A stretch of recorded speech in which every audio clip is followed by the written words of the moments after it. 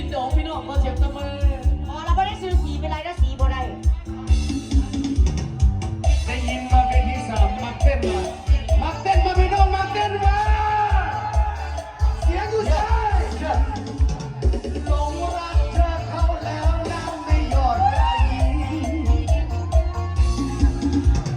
หัวใจที่ดวงนี้ยินยอมให้เธอเป็นคนยึดครอง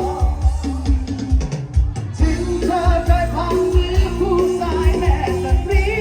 มือซ้ายส่งเพราะพี่หน่อยน้องคิดเสียว่า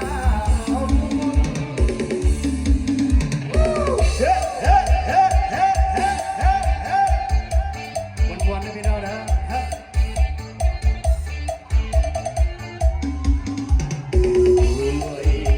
ใจเศร้าไม่หักน้ำตาลูกส่งกระใสเป็นเกินไปสวยเดียวเธออยากใกล้ชิดแม่เจ้าสิให้ลูกติดก็พอได้จริงกับบุญได้สวดส่งโอ้เอวเพิ่งอันละนางสาสะโตวาสนาคนละเอไว้นะได้ไหมคนดีสิมีบุญอยู่ชาตินี้สิได้ใบนี้สิทำคนงามไปหลงรักเธอเข้าแล้วน้ำไม่หยอดยายี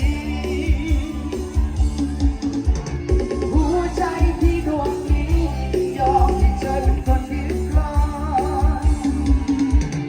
ถึงเธอเคยผ่านมือผู้ชายแต่สตรีมือซ้ายส่งเพราะพี่หน่อยน้องคิดเสียว่าเอาวันก็ช่างหลงรักเธอเข้าแล้วน้ำไม่หยอดยายี